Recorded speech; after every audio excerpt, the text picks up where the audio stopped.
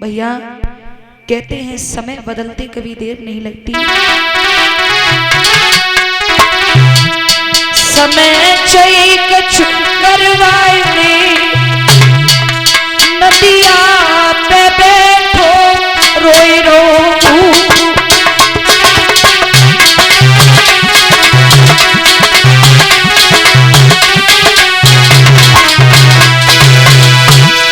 वक्त चाहिए कछु करवाए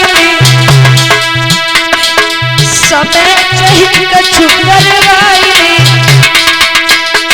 नदिया पे बैठो रोई रो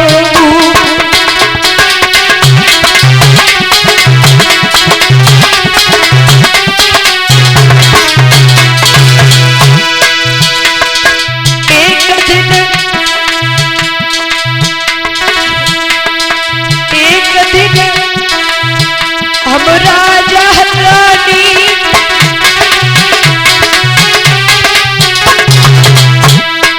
एक दिन हम राजा रानी भरे आज नीच घर में पानी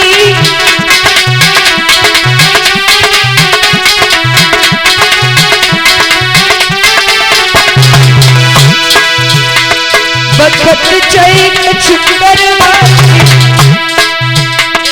समय चाहिए कछु करवाए नदिया पे बैठो रोई रो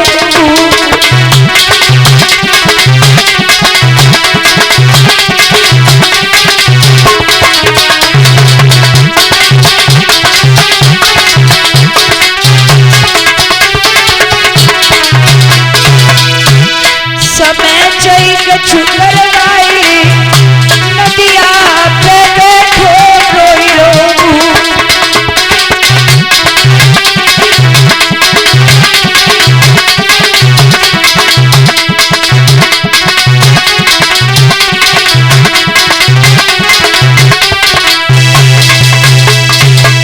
हरिश्चंद्र रो रहे, तब तक सामने से तारा आई।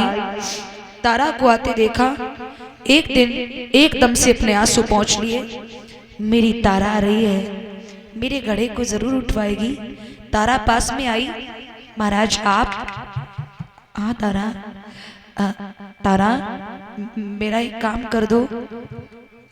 तारा कहने लगी महाराज एक बात बताओ। बोले हाँ। आप इतने दुबले कैसे हो गए? क्या आप भोजन नहीं करते हैं? क्या आपको पुत्र रोहित की याद आती है? और जैसे ये बात कही, महाराज हरिश्चंद्र की आंखों से आंसू निकलते हुए, गाल पर लकीर बनाते हुए जमीन में समाने लगे। और एक बात कही, तारा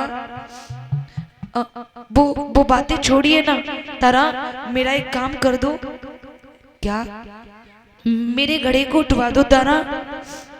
तारा कहने लगी महाराज घड़ा उठवाना बहुत बड़ी बात है, हम इन हाथों से आपका घड़ा स्पर्श भी नहीं कर सकते हैं, क्योंकि आपके हाथ में घड़ा एक मेहतर का है और मेरे हाथ में घड़ा एक ब्राह्मण का है। अगर मैंने आपके घड़े का स्पर्श किया तो मेरा धर्म डिग जाएगा। एक उपाय बता देती हूँ कि गहरे में घुस जाओ, घड़ा उठ जाएगा और तनिक सहारो पानी को मिल जाएगा। कमर तक जल में घुस जाओ महाराज, और जब कमर तक जल में घुसोगे ना, जल का सहारा लगते ही तुम्हें घड़ा उठ जाएगा और तुम चले जाना। हरिश्चंद्र बोले कोई बात नहीं तारा, अब मैं स्वयं उठाऊंगा। जैसे तैसे कमर तक जल में घुस करके घड़ा उठायो, सर पे रखो, लेके चले। कालू मेहतर के दरवाजे पर पहुंचे, एक ठोकर लगी, पछाड़ खा के जमीन पर आ गए, घड़ा फूट गया। कालू मेहतर आया है हरिश्चंद्र, रोज इस तरह से एक घड़ा फोड़ेगा रे, मैं कहां से लाऊंगा?